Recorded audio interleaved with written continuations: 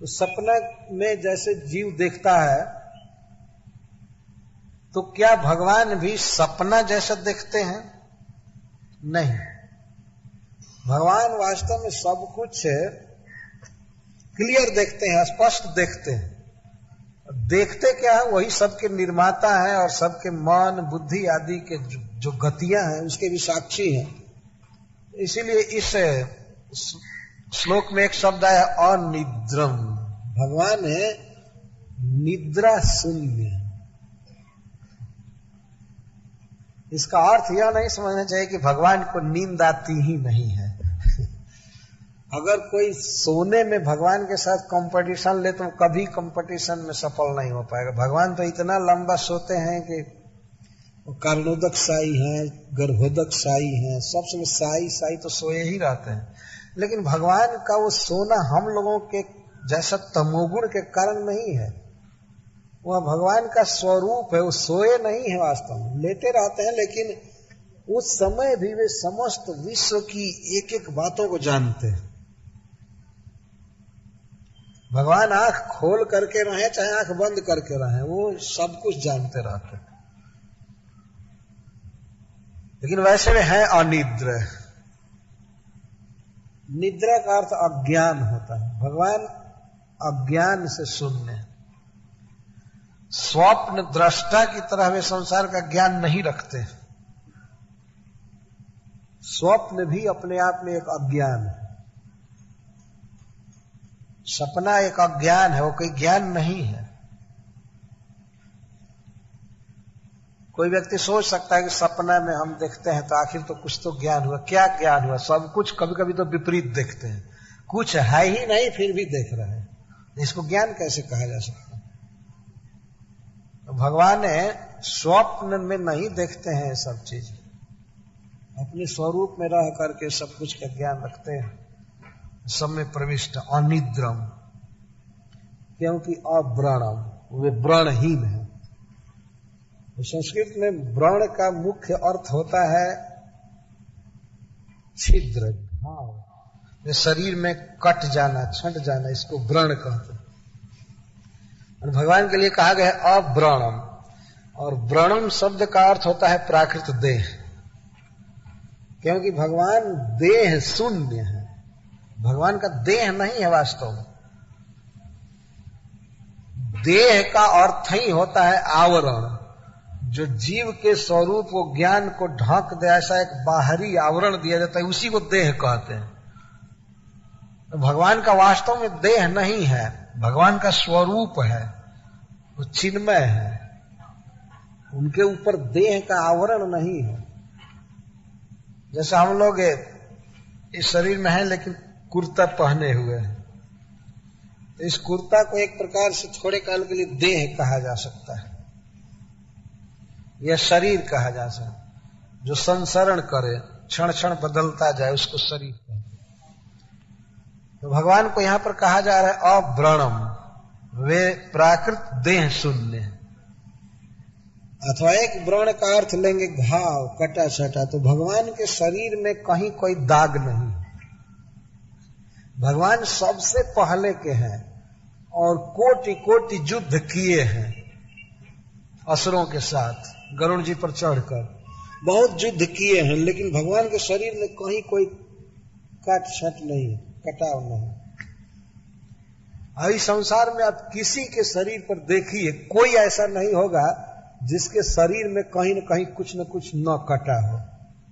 कहीं फोड़ा फुंसी होकर के वो ऑपरेशन द्वारा काट दिया जाता है, कहीं कहीं तो पेट पर ही लकीर बना दी जाती है, पूरा रेखा हो जाती है, व्रण कहते हैं इसको, घाव।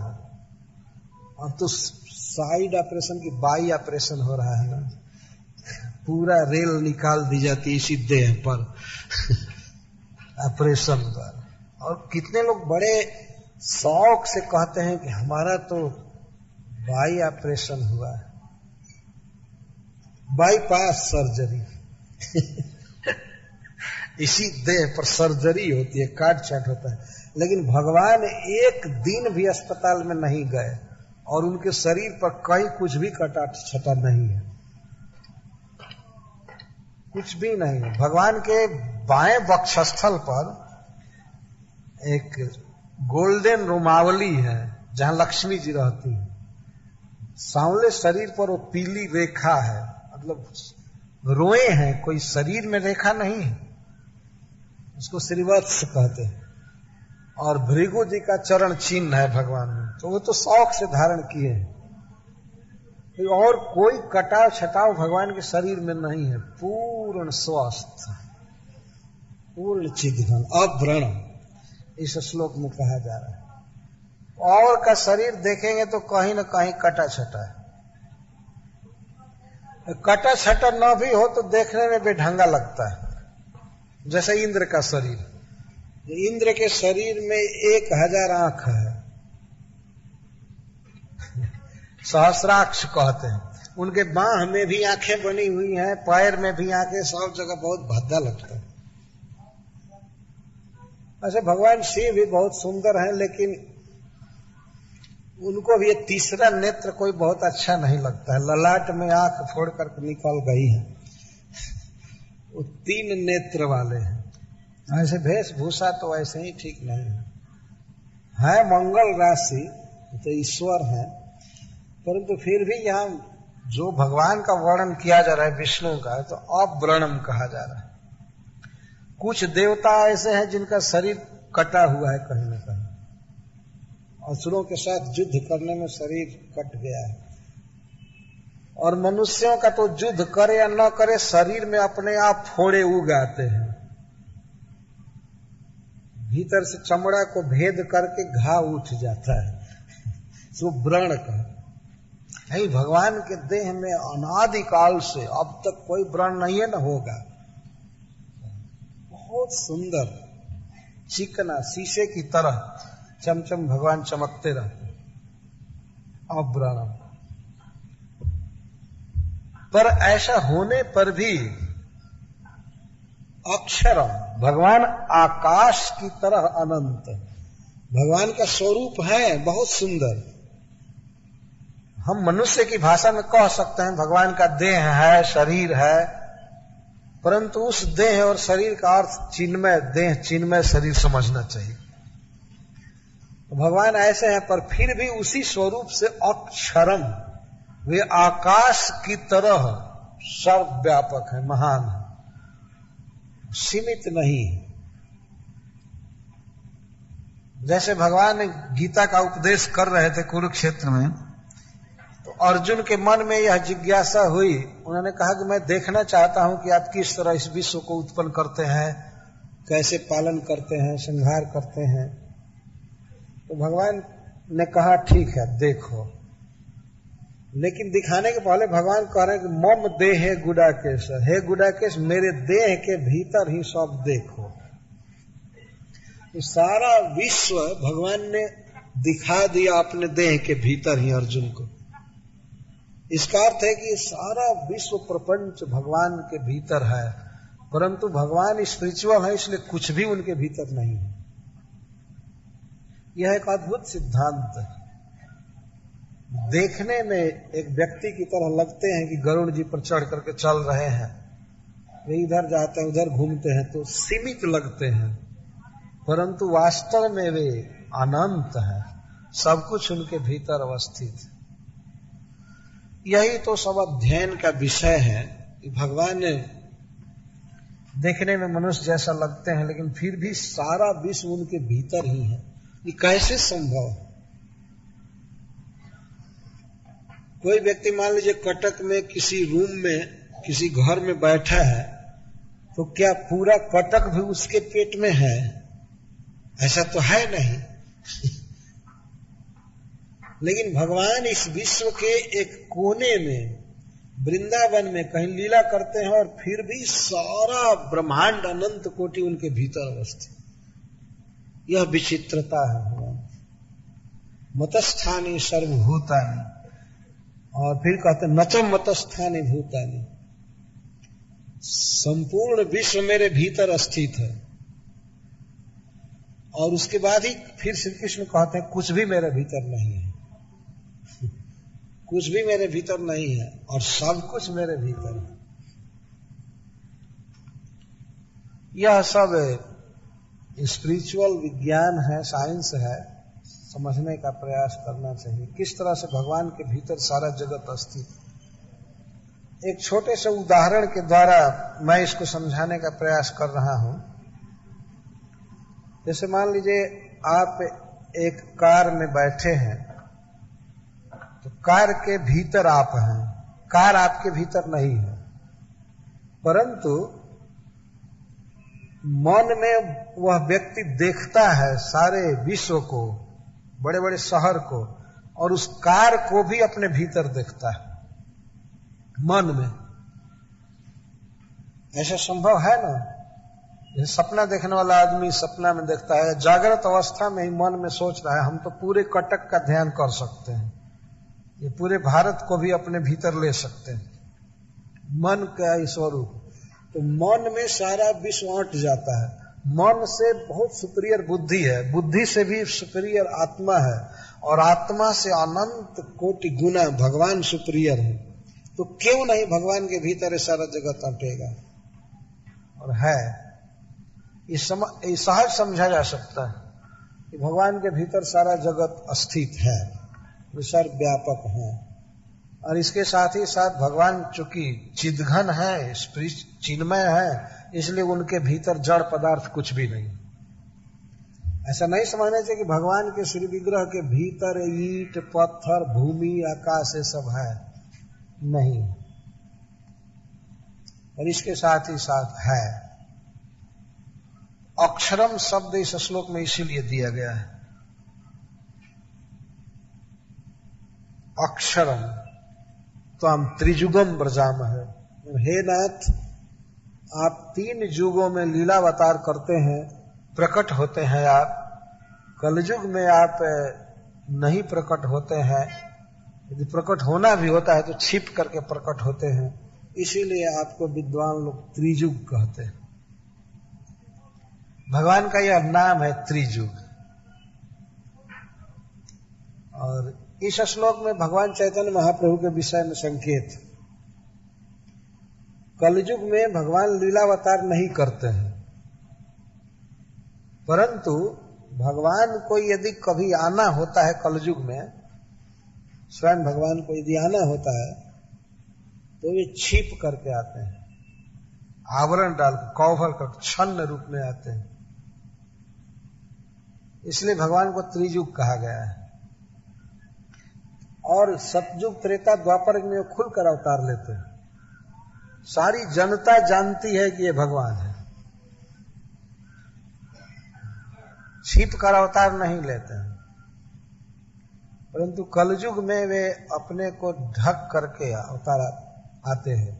जैसे उनका जनरल कॉम्प्लेक्शन, शरीर की जो कांति है वो श्याम है भगवान की, लेकिन कलयुग में वे आए तो अपने श्याम कांति को गौर कांति से आवृत करके आए, और जो उनका मूड था, भाव था, वह भी भाव बिल्कुल परिवर्तन करके आए। भगवान का सहज स्वभाव क्या है? सहज भाव यह है कि मैं ईश्वर हूं, सभी जीवों का बंधु हूं, पालक हूं, देवताओं का रक्षक हूं।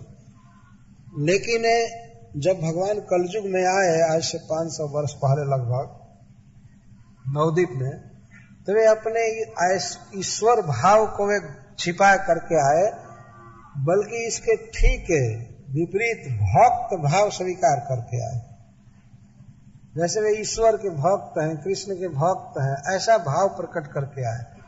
श्री राधा रानी के भाव को, ब्रजवासियों के भाव को स्वीकार करके आए, और स्वयं ही अपना नाम गाते थे, और अपने विरह में अपने ही जर्जर रहते थे। हा कृष्ण, हा प्यारे, हा ब्रजेंद्र नंदन, हा वृंदावन कह करके दौड़ते थे, घूमते थे। इसलिए भगवान का एक नाम त्रिजुग है। चैतन्य महाप्रभु भगवान के साक्षात अवतार है। स्वयं भगवान श्री कृष्ण जिस समय आते हैं तो उसी कलयुग में, द्वापर के बाद आने वाले कलयुग में चैतन्य महाप्रभु के रूप में आते हैं। अभी बहुत वर्ष नहीं बीते, केवल 500 14-15 वर्ष हुए। श्री चैतन्य महाप्रभु आए थे इस पृथ्वी पर और भगवान के भ्रमण की भूमि है और निवास भूमि है यह उड़ीसा। जन्म लिए बंगाल में, वहां प्रचार किए, घूमे और आकर के स्थायी रहे जगन्नाथपुरी में। भगवान आए। प्रत्येक जिज्ञासु व्यक्ति को जरूर विचार करना चाहिए कि कौन सा मिशन लेकर, क्या अभिप्राय लेकर के भगवान श्री कृष्ण आए गौर हरि के रूप में। तो भगवान को उस अभिप्राय को स्वीकार करना चाहिए, यही भक्ति है। तो भगवान आए थे भक्ति का प्रचार करने के लिए। अपने श्री कृष्ण स्वरूप से तो उन्होंने लीला प्रस्तुत किया ब्रज में, वृंदावन में, मथुरा, द्वारका आदि में, लेकिन भगवान तो यह दिखा दिए कि भगवान की लीलाएं कैसी होती हैं, लेकिन भगवान ये नहीं दिखाए कि भक्ति कैसे करनी चाहिए। पुनः आए। तो भगवान का एक नाम है त्रिजुग, अथवा त्रिजुग का एक अर्थ होता है 3 वस्तुएं जिसमें जुगल हैं, वो है त्रिजुग। तो भगवान में 6 ऐश्वर्य हैं, तो 6 ऐश्वर्यों में 2-2 को एक बार करेंगे तो 3 होगा। त्रिजुग, युग का अर्थ है जोड़ा, जिसमें 3 जोड़ा अर्थात 3 दूनी 6 हैं, वे हैं। वैसे प्रभु को मैं नमस्कार करता हूं। अर्थात जो 6 ऐश्वर्यों से युक्त हैं, ऐसे प्रभु की हम शरण ले रहे हैं। तो इस प्रकार से निरूपण किया गया कि भगवान सर्वज्ञ हैं, सब में जानने की, देखने की, सुनने की शक्ति देते हैं, वस्तुएं उत्पन्न करते हैं, सत्य हैं, वरेण्य हैं। ये सब सिद्धांत आए। अब आगे ब्रह्मा जी कहते हैं कि जीवों के संसार चक्र के वे आधार हैं, इसलिए भी हम उनकी शरण ले रहे हैं। अजस्य चक्रम त्वजेर्जमाणम मनोमयम पंचदशारमाशु तृणाभिविद्युत चलमष्ट नेमी ददक्ष माहुष तमृतम प्रपद्ये। तो एक श्लोकों की व्याख्या करने पर तो बहुत समय लगेगा, बहुत लंबी स्तुति है।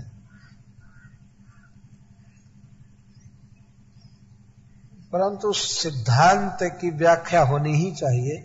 चैतन्य महाप्रभु ने कहा है कि सिद्धांत बलिया चिते न कर अलस, यह है ते लागे कृष्ण सुदृढ़ मानस।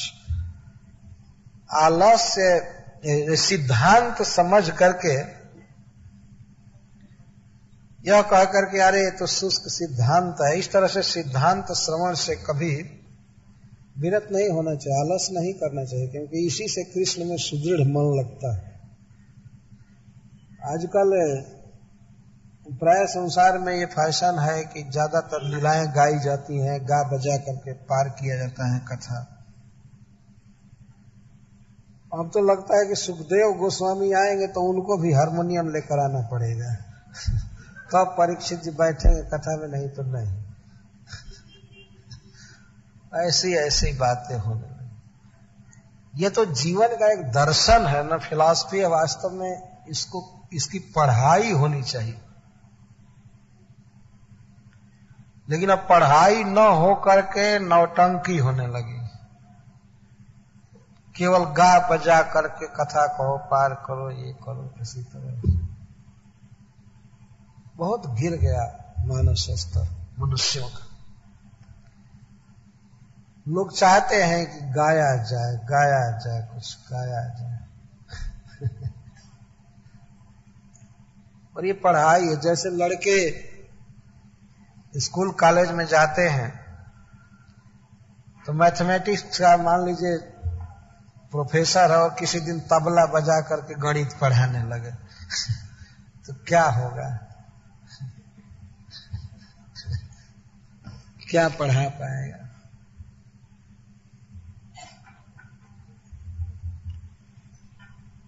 तो सिद्धांत चल रहा है और विश्व के सर्वोच्च देवता भगवत तत्व का निरूपण कर रहे हैं। हम लोगों को बड़े ही आग्रह और अनुराग के साथ इन बातों को सुनना चाहिए। मन में ये श्रद्धा होनी चाहिए कि हम लोग ब्रह्मा जी के मुख से बातें सुन रहे हैं। ब्रह्मा जी की बात की व्याख्या की जा रही है। मैं ब्रह्मा नहीं बन गया हूं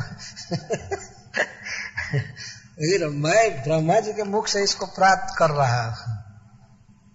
और वास्तव में सुखदेव गोस्वामी इसको दिए हैं, लेकिन वो तो सीधे रिले कर रहे हैं। ब्रह्मोवाच, ब्रह्मा जी बोल रहे हैं।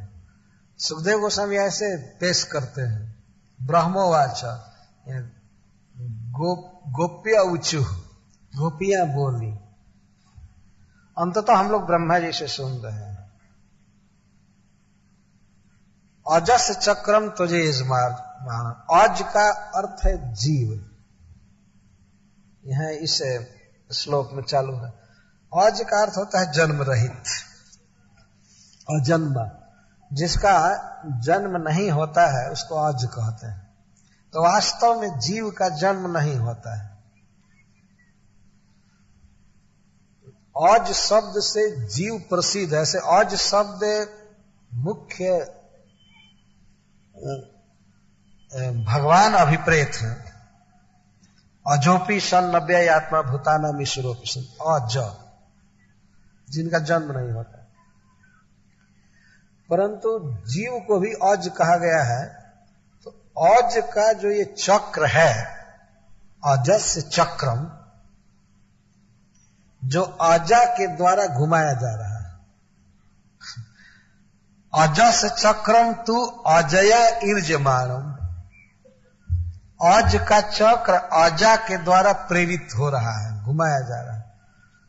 चक्र का अर्थ चक्रवर्त प्रवर्तमानम, जीव का जन्म मरण भूख प्यास सर्दी गर्मी मान अपमान, ये सब जो है चक्र की तरह चल रहा है। लगता है कि इसका कोई अवसान नहीं है। कोई बहुत बड़ा चक्र यदि लगातार घूमता रहे तो एक के बाद दूसरा अंग आता रहेगा, आता रहेगा, आता रहेगा। तो जीव है, चक्र को, जीव के जन्म मरण के प्रवाह को एक चक्र की तरह ब्रह्मा जी कह रहे हैं।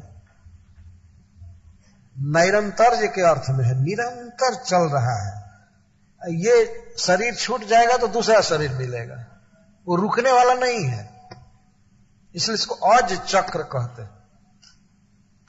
अज चक्र अर्थात अज का अर्थ है भगवान कृष्ण का चलाया हुआ चक्र, जीवों के लिए जन्म मरण का चक्र। तो अज चक्र चल रहा है। चक्र की व्याख्या कुछ समझ लेना चाहिए। जैसे भूख प्यास भी मैं कहा एक चक्र है। अभी मान लीजिए आज भूख लगी है तो कुछ तो सवेरे ही खा लिए हो और कथा के बाद खाएंगे। तो ऐसा नहीं है कि खा लिए बस साल भर के लिए शांति हो गई। शाम होते होते फिर चक्र वो आ जाएगा सामने, फिर भूख, फिर प्यास, नींद, फिर जगे, फिर वही नहाना धोना, फिर खाना, फिर भोजन बनाओ, ये करो वो करो, चक्र चल रहा है। और करते धरते मर जाओ, शरीर छोड़ो, शरीर छोड़कर फिर शरीर लो, और शरीर ग्रहण करने और छोड़ने के बीच में बुढ़ापा, रोग, दुख, तकलीफ, ये सब चलती रहती। तो इसको चक्र कहते हैं। इसलिए श्रीधर स्वामी चक्र का अर्थ कर रहे हैं चक्रवत आवर्तमान। चक्र की तरह जन्म मरण जीव का लगा हुआ है। तो इसका व्यवस्थापक कौन है? कौन जीव को जन्म दे रहा है, कौन मरण दे रहा है, या इसका बूढ़ा होना, रोगी होना, ये सब किसके द्वारा प्रेरित है? ये चक्र वास्तव में चलाया जा रहा है अजा द्वारा। अजा का अर्थ है माया।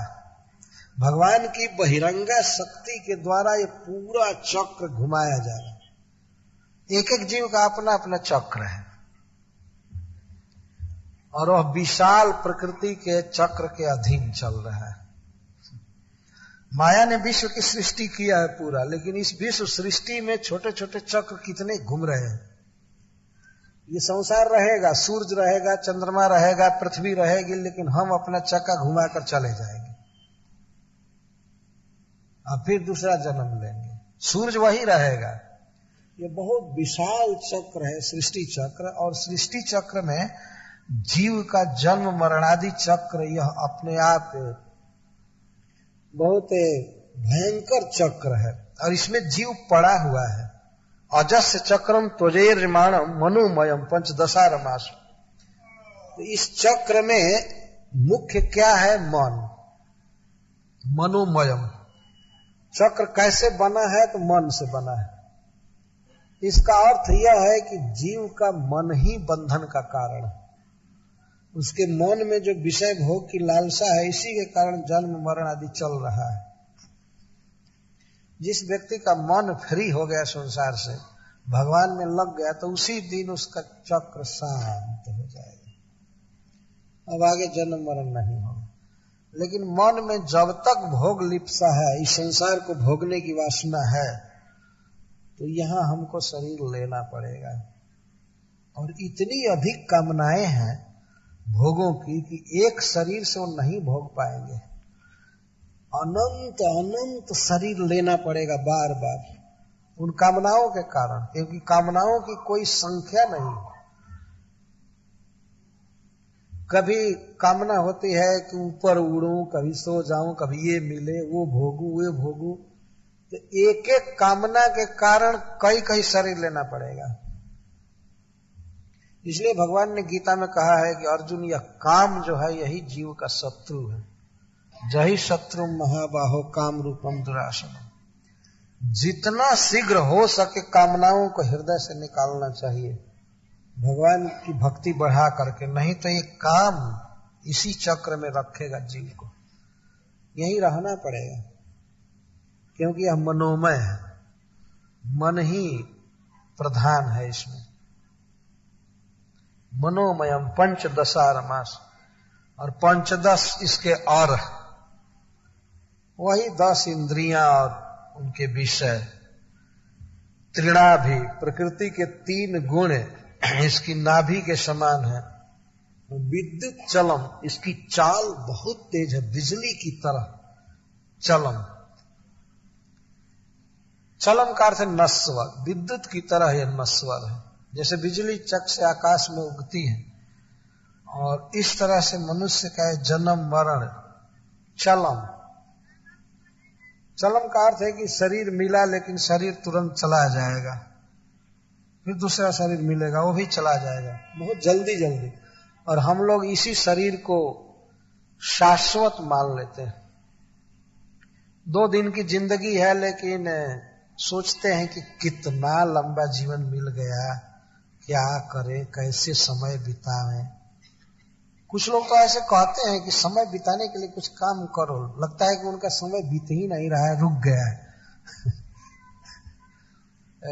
मूंगफली बेचने वाले ट्रेन में कहते हैं टाइम पास मूंगफली खाइए, लगता है कि टाइम रुक गया है, मूंगफली खाएंगे तो फ्री होगा, घूमेगा। तो टाइम पास नहीं करना पड़ेगा। एक दिन ऐसा समय आएगा कि सोचेंगे कि हाय रे, इतना जल्दी टाइम चला गया और अभी तो टाइम को पास कर रहे हैं। बहुत थोड़ा समय है। विद्युत चलम यौवनम, और उसमें भी मनुष्य की जवानी तो बिजली की तरह क्षणभंगुर है, विद्युत की तरह। तुरंत जवानी चली जाती है, धान चला जाता है, सब कुछ चला जाता है। लेकिन जीव का ऐसा गहन अज्ञान है कि चला जाए कोई बात नहीं, सोचता नहीं। एक बार एक व्यक्ति से पूछा गया कि आपको मरने से डर लगता है कि नहीं? तो कहता है डरने से क्या होगा, बच जाऊंगा। वो कहता है कि डर करके क्या करूं, क्यों भय करूं मरने से। मैं कहा कि नहीं, भय की बात नहीं है, लेकिन आप ये कभी कभी विचार करते हैं कि हम मर जाएंगे। तो कहा कि सब लोग मरेंगे ही, तो हम स्पेशल क्यों सोचें, हम क्यों सोचें कि मरेंगे या जिएंगे। केवल हमको मरना होता तब मैं सोचता, जब सब मरेंगे ही तो कोई चिंता की बात नहीं। भी कई प्रश्न होता है कि मर करके आप जाना कहाँ चाहते हैं, कहाँ जाएंगे, क्या है आपकी इच्छा है। एक व्यक्ति से पूछा गया आप कहाँ जाना चाहते हैं मरने के बाद, तो कहता है वो जहां भेज देंगे वहां जाएंगे, जहां भगवान भेज देंगे वहां जाएंगे। पूछा गया अरे आपकी इच्छा क्या है, तो उत्तर मिला क्या हमारी इच्छा के अनुसार भेजेंगे वे जब हमारी इच्छा के अनुसार भेजेंगे नहीं तो हम क्या इच्छा करें, इसलिए छोड़ो, जहां भेज देंगे वहीं जाएंगे। मैं कह दिया कि अभी भगवान ये कहें किसी के द्वारा कि चलो जेल, तो जाओगे, कारागृह में जाओगे, तो क्यों जाएंगे, हमने क्या अपराध किया है, क्यों जाएंगे।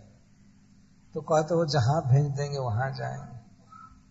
तब तो नरक में निश्चित भेजेंगे, तब क्या करोगे, तो क्या करें, जब भेजेंगे तो जाना ही पड़ेगा। लेकिन उसके प्रतिकार का उपाय करना चाहिए ना। पहले तो जीव का प्लान होना चाहिए कि हम यहां नहीं जाना चाहते हैं, हम जहन्नम में नहीं जाएंगे, हम नरक में नहीं जाएंगे। तो नहीं जाएंगे तो ऐसा काम कीजिए, कर्मों के अनुसार ही तो गतियां होती हैं ना। अभी से चिंता करनी चाहिए कि हमें भगवान के धाम में जाना है, और भगवान के धाम में जाने के लिए महामंत्र का उच्चारण ही एकमात्र उपाय है इस युग में। हरे कृष्णा कृष्णा कृष्णा हरे हरे, हरे राम राम राम। विद्युत चलम है, इसका वेग बहुत कठिन है। मनोमयम का एक यह भी अर्थ है कि बहुत तेज गति है इसकी, संसार चक्र की। लेकिन इस संसार चक्र के आधार कौन है, घुमा तो रही है माया, माया घुमा रही है इस चक्र को, लेकिन इस चक्र को धारण कौन किए हैं, संसार चक्राधार कौन है, वो है भगवान। यदि जो आधार है उनकी शरण ली जाए तो जीव बच जाएगा। एक बार एक हिंदी कवि ने, भक्त ने एक कविता में कहा है, ये कविता बहुत प्रसिद्ध है, हो गए हैं, एक भक्त कवि कबीरदास जी, उनकी कविता है। वो कहते हैं कि चलती चक्की देख के दिया कबीरा रोए। इसमें साबित बचा न कोई, दो पाटन के बीच में साबित बचा न कोई, साबित का अर्थ पूरा अखंड। ये चक्की जो पीसते हैं लोग, आटा पहले पीसते थे, इसको देख करके हमको तो रुलाई आ रही है कि जैसे अनाज, गेहूं या जौ या चना पीसे जाते, इस तरह से जीव पीसे जा रहे हैं, तो हमको तो रुलाई आ गई। और फिर इसी तरह का है कि चलती चक्की देख करके हंसा कबीर ठठाए। चाहे कुछ ऐसे है कि मैं तो देख करके चक्की और बहुत हंसा, खुश हुआ कि जो कील के पास अनाज पड़ जाता है वो नहीं पीसा जाता है, आधार कहते हैं उसको, चक्की का आधार है। आप लोगों ने जो देखा होगा पीसते हुए तो लोग समझ जाएंगे। ऐसे जाता हम लोग कहते थे, स्त्रियां प्राय चलाती थी, तो हाथ से अनाज डालते जाते हैं, पीसते जाते हैं, अनाज डालते जाते हैं। तो अनाज डालते हैं तो कील होती है, और कील के पास छिद्र होता है, जो अनाज के दाने ज्यादातर तो चले ही जाते हैं, जो उधर जाते हैं तो पीस दिए जाते हैं। लेकिन जो कील के पास ही संजोग से पड़ा रहता है तो चक्का घूमता है, लेकिन वो साबित बचा रहता है, वो नहीं पीसा जाता। तो इसी तरह से संसार चक्र के जो आधार हैं भगवान, उनकी जो शरण लेते हैं, भजन करते हैं, तो वे लोग नहीं पीसे जाते, वे लोग बचे रहते हैं। संसार चक्राधार हैं कृष्ण, मतलब वे जन्म मरण में नहीं पड़ेंगे। मामेव ये प्रपद्यन्ते माया नेताम तरन्ति थे, जो मेरी शरण लेते हैं वे माया से तर जाते हैं। ये अन्यथा इस माया को पार करना बहुत कठिन है। मामेव ये प्रपद्यन्ते, माम एव शब्द अवधारण के अर्थ में होता है, किसी वस्तु के कंफर्मेशन को रीकंफर्म करने के लिए। एवं जो मेरी ही शरण लेते हैं वे इस माया से पार होते हैं, दूसरे की शरण लेने वाले कभी नहीं पार हो सकते। ये अर्थ है। भगवान जब बोल रहे हैं तो ऐसा नहीं कि उसमें अपने साथ सहकारिता में रख दे कि इस देवी का, इस देवता का, इसका भी शरण लो तो पार हो जाओ। से एवं शब्द लगा करके सबको निरस्त करके करे, केवल मेरी शरण लेंगे तब पार हो सकते हैं, क्योंकि मेरी माया है। कोई और की माया नहीं है कि उनके रोकने से रुक जाएगी, बल्कि उनको भी पीस रही है। शिव चतुरानन देहि जाहि डेरा ही, अपर जीव कही लेखे माय। भगवान की माया को देख करके ब्रह्मा जी और शिव जी भी कभी कभी भयभीत हो जाते हैं। क्या वे रोक पाएंगे? तो ब्रह्मा जी और शिव जी यहाँ स्तुति कर रहे हैं, भगवान से प्रार्थना कर रहे हैं कि आप संसार चक्र के आधार हैं, इसलिए हम आपकी शरण ले रहे हैं, क्योंकि रीतम आप सत्य हैं, आप ही वास्तविक असली वस्तु हैं, यथार्थ है। इस प्रकार भगवान के सप्रपंच अवस्था का वर्णन किया गया। सप्रपंच का अर्थ होता है कि इस विश्व के व्यवस्थापक के रूप में, इसके ज्ञाता के रूप में, इसके आधार के रूप में वे रहते हैं। जब प्रपंच के साथ रहते हैं भगवान, इस विश्व व्यवस्था के साथ, तो इस वर्णन को सप्रपंच वर्णन कहते हैं। और जब अपने धाम में वे लीला करते हैं वैकुंठ में, तो इसको निष्प्रपंच अवस्था कहते हैं। भगवान इस प्राकृत जगत के साथ उनका संबंध उस समय निरास्त रहता है।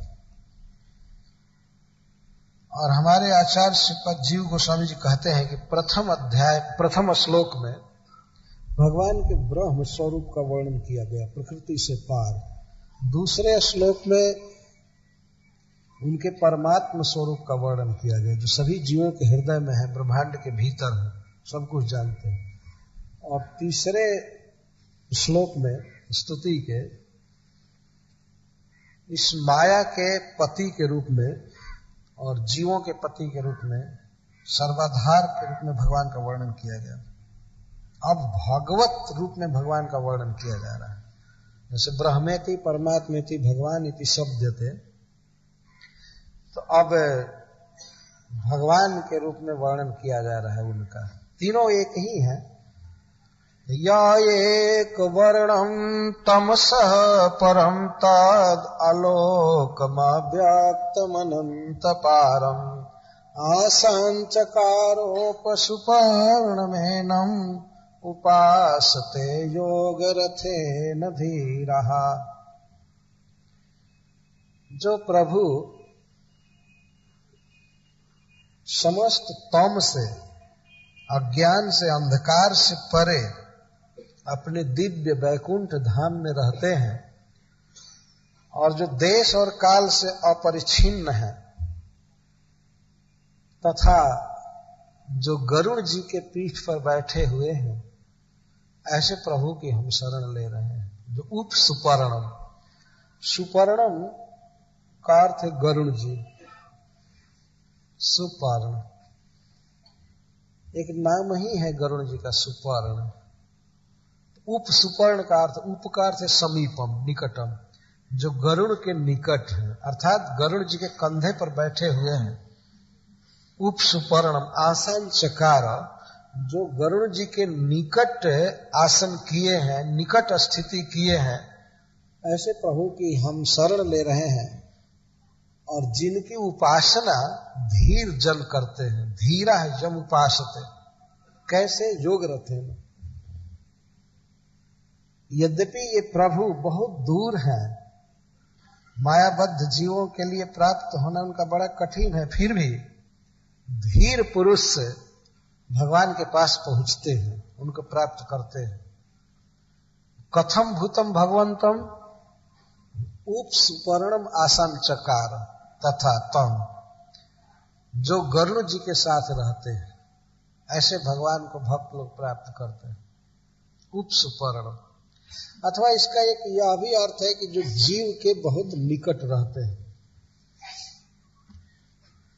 सुपर्ण का अर्थ जीव भी कहा गया। द्वा सुपर्णा सैजा सखाया समान वृक्षम परिशस्व जात, जीव को भी सुपर्ण कहा गया है। जो भगवान जीव के निकट है, लेकिन वह वर्णन चूंकि हो चुका है पहले, परमात्मा स्वरूप का वर्णन हो चुका है, इसलिए इसमें उप सुपर्णम का अर्थ है गरुड़ जी के साथ। भगवान की अनेक झांकियां हैं, अनेक प्रकार के दृश्य हैं, लीलाएं हैं। उसमें से गरुड़ जी के साथ भगवान का होना एक बहुत ही महत्वपूर्ण लीला है, क्योंकि श्री गरुड़ जी के साथ भगवान तब होते हैं जब किसी न किसी भक्त की रक्षा करनी होती है। उस समय भगवान की करुणा प्रकाशित होती है बाहर। गरुड़ जी पर चलते हैं, रक्षा करने के लिए आते हैं इस जगत में। वैकुंठ में गरुड़ जी पर चलने की कोई आवश्यकता नहीं पड़ती। वहां एक व्यक्ति जो साधु ने कहा था, वैकुंठ में गरुड़ जी बेकार पड़े रहते हैं वो कोई काम नहीं आते क्योंकि भगवान वहां पर विमान से चलते हैं, ऐसा वर्णन किया गया है। और अनंत कोटि सारा देश तो केवल भक्तों से भरा पड़ा है, परिकरों से। सब भगवान के चरणों को तो पलकों पर उठा सकते हैं, इतना सेवा में लगे रहते हैं भक्त। और इसलिए भगवान को कोई परेशानी नहीं होती है कि वैकुंठ के उस कोने में कोई स्ट्राइक कर दिया है या ये है वो है, उधर चलो, कुछ नहीं है। वहां केवल आनंद ही आनंद है, सुखमय स्थिति। पर जब प्राकृत जगत में आना होता है किसी भक्त की रक्षा करने के लिए, जैसे गजेंद्र जी विपत्ति में थे, ग्राह ने पकड़ा, तो भगवान गरुड़ जी के साथ आ रहे थे। आते आते बाद में भगवान ने देखा कि गरुड़ भी मंदगामी है, तो गरुड़ को छोड़कर कूद पड़े। इतनी करुणा भगवान में, यद्यपि गरुड़ जी मन के वेग से चल रहे थे, फिर भी भगवान ने स्नेह के कारण गजेंद्र के प्रति ऐसा सोचे कि ये मंदगामी है, गरुड़ नहीं चल रहा है, तो कूद पड़े। तो भगवान को यहाँ उप सुपर्णम कहा जा रहा है, भगवान की इसी करुण स्वभाव को प्रकाशित करने के लिए कि प्रभु गरुड़ जी के साथ तब होते हैं जब किसी भक्त की विपत्ति को हरना होता है। तो हम भी बहुत भारी विपत्ति में हैं, वे उप सुपर्ण गरुड़ के निकट जिनका आवास है, जो गरुड़ वाहन है, गरुड़ ध्वज है, वे प्रभु हमारी रक्षा करें, हम उनकी शरण में। ये भाव उप सुपर्णम आसन चकार। वे कहाँ रहते हैं? वे तमह से परे रहते हैं। इस समस्त प्राकृत जगत को तमह कहा गया है, तमसो मां ज्योतिर्गमय। यहाँ जो प्रकाश की व्यवस्था है वो आर्टिफिशियल है। सूरज न रहे तो यहाँ प्रकाश नहीं रहेगा। अब देखते हैं सूर्य अस्त हो जाता है, केवल आंखों से अदृश्य होता है, सूर्य नष्ट नहीं होता, वो रहता है, फिर भी अंधकार छा जाता है। और यदि सूर्य न रहे तो क्या होगा? तो यह स्वाभाविक प्रकाश नहीं है इस जगत में, व्यवस्था की गई है। ऊपर से भगवान ने सूर्य को बनाया है, चंद्रमा को दिया, अग्नि को दिया, तब जाकर के कुछ प्रकाश है। परंतु वैकुंठ धाम भगवान का ऐसा है जहां इस प्रकार के कोई इलेक्ट्रिसिटी या सनलाइट, मूनलाइट, इसकी कोई जरूरत नहीं। वह देश, वह भगवान का धाम स्वयं प्रकाशित है। और स्वयं प्रकाश जो है वह सूर्य जैसा दाहक नहीं है, वो चिन्मय है, आनंदमय प्रकाश है, तो अपने आप जगमग ज्योति करती है, बहुत सुंदर। कोई बाहरी व्यवस्था नहीं है, यह तो प्रकृति के द्वारा, बहिरंगा प्रकृति के द्वारा बनाए हुए व्यवस्था है। इसलिए इसको सुंदर बनाने के लिए चिन्मय शक्ति का संस्पर्श चाहिए। जब ही संस्पर्श समाप्त होता है तो जड़ प्रकृति की क्या दशा होती है आप देख सकते हैं। एक जीवित शरीर को लीजिए, जीवित शरीर में चेतना का टच है थोड़ा सा, बहुत छोटा जीव है इसके भीतर। केश के अग्रभाग के 100 भाग किए जाए और फिर उसमें से एक भाग को 100 भाग, उतना सूक्ष्म जीव है, पर उस जीव की उपस्थिति के कारण शरीर में चेतना है। अच्छा लगता है, लेकिन जब ही वह चेतना हट जाती है शरीर से, फिर ये शरीर देखने लायक, सुनने लायक नहीं रह जाता, मृतक कहा जाता, शव कहा जाता। यह जो जड़ जगत है इसी प्रकार का है। ये तो हरियाली है या कुछ चंचलता है, जीवों में चेतना है, क्योंकि भगवान की चेतन शक्ति इसमें डाली गई है, जीव डाले गए हैं और परमात्मा के रूप में भगवान भी उपस्थित है। इस कारण से, नहीं तो भगवान के बिना तो जड़ है, चेतना शून्य। ऊपर से जब देवता लोग विचार करते हैं, खास देवता नहीं, भगवान के परिकर, तो इस प्राकृत जगत को देखते हैं कि शव जैसा पड़ा हुआ है, मरा हुआ पड़ा हुआ है। इतना अंतर होता है जितना जीवित शरीर में और मृतक में अंतर। लेकिन उससे भी बहुत ज्यादा अंतर है वैकुंठ में और इस जगत में। एक जीवित आदमी भी है तो उसमें उसके साथ भी मैटर ही ज्यादा है। छोटा सा जीव है, ज्यादा तो लंप ऑफ मैटर, जड़ शरीर है। परंतु वैकुंठ में तो जड़ कुछ भी नहीं है, सब चिन्मय सत्ता है, इसलिए उसमें और इसमें बहुत अंतर है। तो इस जड़ जगत के लिए तमः शब्द दिया जाता है। कहाँ? तम में, तम। और इस पृथ्वी पर या स्वर्ग में जब नरक का वर्णन करना होता है तो तमः कहते हैं, क्योंकि नरक में बिजली विभाग नहीं है, क्योंकि वहां सबको दंड देने के लिए ले जाते हैं, तो इसलिए स्वागत के लिए कोई चीज की व्यवस्था नहीं। आग में जलाने के लिए कैदियों को, वहां अपराधियों को आग में डालने के लिए कुछ आग जलाई जाती है, तो उसी समय थोड़ा थोड़ा प्रकाश निकलता है, नहीं तो और कोई व्यवस्था नहीं। वो समस्या ही नहीं हुआ दीपक जलाने की। सबको मारने के लिए, पीटने के लिए, काटने के लिए नरक में ले जाते हैं, तो ये फालतू खर्च जमराज जी क्यों करेंगे? बिजली सजाओ, दीपक जलाओ, इसमें काफी खर्च होता है ना। तो नरक में व्यवस्था है ही नहीं, प्रकाश की कोई व्यवस्था नहीं, तो उसको भी तमः कहते हैं। कहीं कोई व्यवस्था नहीं, क्योंकि वहां पर सजा के अलावा और कोई भी काम नहीं है। कोई ऐसा डिपार्ट नहीं है कि किसी कैदी को कभी पढ़ाया जाए, वहां अवसर दिया जाए, स्कूल कॉलेज खोला जाए नरक में, नहीं है। कोई औषधालय नहीं है, हॉस्पिटल नहीं है, कोई प्याऊ नहीं है, कोई रेस्टोरेंट नहीं, होटल नहीं, कुछ नहीं, वहां चल ही नहीं सकता। केवल मारना, पीटना, जलाना, काटना, यही काम। एक बार एक भक्त पूछा था कि तो जमराज के दूतों का तो कुछ होटल वोटल चलता होगा ना वे क्या खाते हैं? वे भी तो सजा भोगे हुए ही व्यक्ति होते हैं, उनको वहां पर वास दिया जाता है, परंतु लगता है उनके खाने पीने की तो व्यवस्था होगी ही जो भी होगा लेकिन और को नहीं है, तो उसको तमः कहता है। ऐसे संपूर्ण प्राकृत प्रपंच को तमः कहा जाता है। लेकिन भगवान का धाम इस तमः से परे है, वह जड़ प्रकृति का बना हुआ नहीं है, स्वरूप शक्ति का विलास। उस धाम में भगवान रहते हैं। और धाम में भी कहा तो उप सुपर्णम, गरुण जी के साथ हैं। आसन चकार, आसन चकार का अर्थ है कि स्थिति जिनकी वहां है, आस्ते, आस्ते का अर्थ है, वही है। कोई पूछे भगवान कहाँ है तो सीधा उत्तर देना चाहिए, वैकुंठ में है, गरुड़ जी के साथ है। यही है भगवान का परिचय। तो उनको कैसे आप लोग जानते हैं? कोई उनके पास पहुंचता भी है कि नहीं पहुंचता है? तो ब्रह्मा जी कहते हैं बहुत लोग पहुंचते हैं। धीरा, बहुवचन में कह रहे हैं, धीरा, जो लोग संसार के भोगों में आसक्त नहीं हैं, भगवान की भक्ति में हैं, वे लोग पहुंचते हैं किस सवारी से? योग रथ से। यहां रथ का अर्थ है विमान।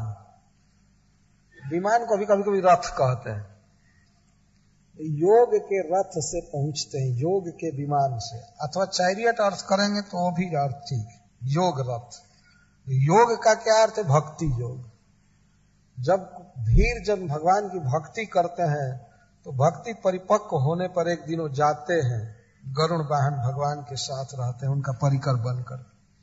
तो योग रथ से उनको प्राप्त किया जा सकता है। हरे कृष्णा कृष्णा कृष्णा हरे हरे, हरे राम राम राम। योग रथ बहुत सुंदर शब्द है। भगवान को पाने के लिए योग के रथ पर सवार होना चाहिए। ये जप करना ये योग रथ है, या भागवत पढ़ना, भागवत सुनना, भगवान की पूजा करना, यह सब 9 प्रकार का योग रथ है। वो रथ तो एक ही है, उसकी चाल 9 प्रकार की है। ये 9 गियर कह सकते हैं, गियर में चलता है वो रथ। अब ये है कि कौन भक्त कितना फास्ट रथ चला रहा है, क्योंकि वैकुंठ बहुत दूर है। तो अपने रथ को बहुत फास्ट चलाना चाहिए और घोड़ों को देख लेना चाहिए कि ये ठीक हैं। इंद्रियां जो हैं इस रथ के घोड़े हैं। ये इस रथ को, देह रथ को, देह तो खैर यही रह जाएगा, आत्मा के लिए बात कही जा रही है। आत्मा इस योग का आश्रय लेता है तो पहुंच जाता है। तो इंद्रियों को विषयों के भोग से बचाना चाहिए।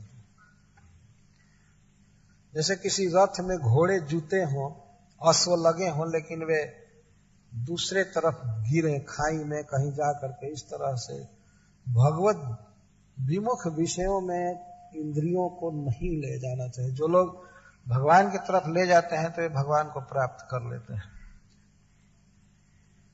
अवश्य जिज्ञासा होती है कि हम भगवान को कैसे प्राप्त करेंगे। तो बहुत सुंदर उत्तर दिया जा रहा है, योग रथ से। तस्मात् योगी भवार्जुन। इस जीवन में योग अपनाना चाहिए। तो आजकल ये योगा शब्द बोलते हैं, केवल शरीर का व्यायाम, आसन, ये नहीं है योग। इसको योग नहीं कहते। योग का अर्थ होता है संयोग, मिलन। जब जीव भगवान के साथ मिलता है, उनको समझने का प्रयास करता है और अपने इंद्रियों को भगवान के प्राप्ति में लगाता है, तो इसको योग कहा गया है, संयोग। हम वियुक्त हैं, हमारी इंद्रियां भोगों में लगी हैं, दूसरे तरफ चल रही हैं। इसीलिए इंद्रियों को बस में करके और भगवान में लगाना, वाणी को उनके गुणानुवाद में, कान को उनके श्रवण में, आंख को दर्शन में, त्वग इंद्रिय को भगवान के भक्तों के चरण स्पर्श में या श्री विग्रह की आराधना में, और नासिका को भगवान के चरणों में चढ़ाई गई तुलसी की गंध को सूंघने में या फूल के गंध को सूंघने में लगाना चाहिए। इसको कहते हैं योग।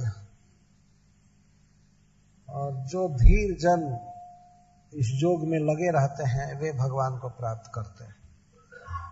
भगवान ने अपने श्रीमुख से कई बार इस बात को कहा है कि जो भक्ति करते हैं वे मुझे प्राप्त करते हैं। भक्त्या हमें क्या ग्राह्य, मैं भक्ति से प्राप्त होता हूं। तो भक्तों को चाहिए कि वे बड़े धैर्य के साथ, आश्वासन के साथ भगवान कृष्ण की भक्ति करते रहें। भगवान मिलेंगे। आवश्यकता साधन की है, साधन में आरूढ़ होना चाहिए। साध्य तो भगवान है या भगवान का प्रेम साध्य है, तो साध्य का ज्ञान ठीक से प्राप्त करके और इसके बाद साधन में लग जाना चाहिए। साधन में लग जाएंगे तो साध्य तक पहुंच जाएंगे। जैसे हम लोग यहाँ पर आए हुए हैं कटक में, बहुत से इधर उधर के भक्त, तो किसी न किसी साधन से आए, ट्रेन से आए, बस से आए, तो कोई न कोई साधन से हम लोग यहाँ आए हुए। दूर स्थान है हम लोगों से, या हम लोग कहीं जाते हैं तो वो स्थान दूर है, सब है, लेकिन दूर स्थान पर भी साधन के साहाय्य से हम प्राप्त कर लेते हैं उस स्थान को। सहायता चाहिए जीव को। भगवान बहुत दूर है, भगवान को प्राप्त करना कठिन है, लेकिन भगवान ने ऐसा ऐसा उपाय बताया है कि बहुत जल्दी प्राप्त कर सकते हैं, और अपने मुख से उपाय बताया है। ये वही भगवता प्रोक्ता उपाया ह्यात्म लब्धये अंजः पुंसाम विदुषाम विधि भागवता निता। अपने श्रीमुख से भगवान ने अपनी प्राप्ति का सरल से सरल उपाय बताया है। एक छोटा व्यक्ति भी आसानी से भगवान को कैसे प्राप्त कर लेगा, इसका उपाय भगवान ने स्वयं बताया है। भगवान मिल जाता है, और साधन यदि करेंगे तो उस साध्य तो आएगा ही। साध्य के लिए बहुत विकल होने की आवश्यकता नहीं पड़ती है। जैसे मान लीजिए किसी ट्रेन से आप बहुत दूर नगर में जा रहे हैं, मान लीजिए यहां से बॉम्बे जाना हो, तो साधन यदि ठीक है, ट्रेन पकड़ लिए हैं, आरक्षण है, तो बीच बीच में जग करके आप सिग्नल नहीं देखते हैं कि हरा सिग्नल है कि लाल हो गया है, कहीं ड्राइवर सो तो नहीं रहा है, इतने आदमियों को ले जाकर के महानदी में तो नहीं फेंक देगा क्या करेगा, ये चिंता नहीं करते हैं। बल्कि सोने के लिए आदमी एक्स्ट्रा चार्ज देता है कि हम आराम से सोएंगे और चले। कोई ऐसा बेवकूफ यात्री होगा जो ड्राइवर के बगल में खड़ा होकर के कहेगा सावधानी से चलो, ठीक से चलो, ठीक से चलो, हम जगे रहेंगे, जगे रहेंगे। नहीं, सो करके जाएंगे, आराम से जाएंगे। क्यों? क्योंकि हमारे ड्राइवर जो है वो बहुत एक्सपर्ट है, देखे हुए संसार सागर की धाराओं को खूब जानते हैं, और उन लोगों ने निर्णय दिया है हरेर नाम हरेर नाम हरेर नाम ही व केवलम कलो नास्ते व नास्ते व नास्ते व गति। बड़ी सुगमता से भवसागर को पार कर जाएंगे। कैप्टन बहुत एक्सपर्ट है, और एक नहीं हजारों हजारों सहस्रों लाखों लाखों भक्त हुए जो भक्ति करके भगवान को प्राप्त किए।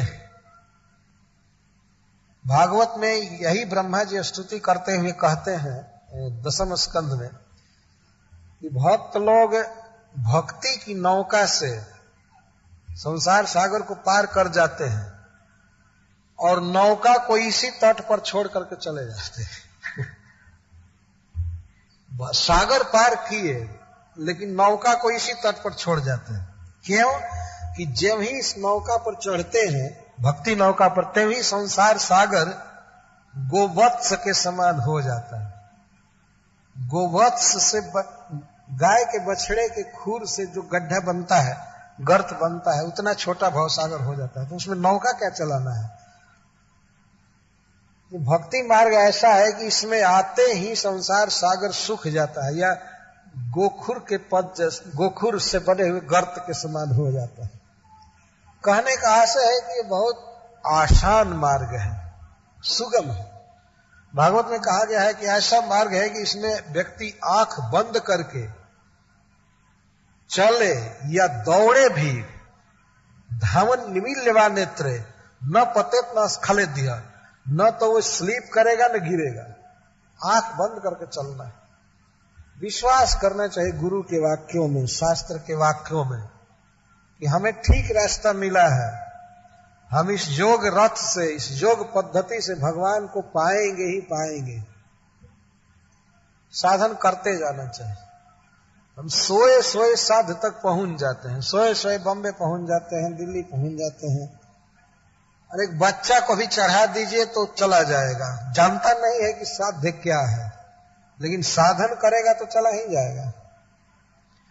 बच्चा छोड़िए, कुत्ता को भी बैठा दीजिए ट्रेन से तो दिल्ली चला जाएगा, क्योंकि साधन अच्छा पकड़ा है।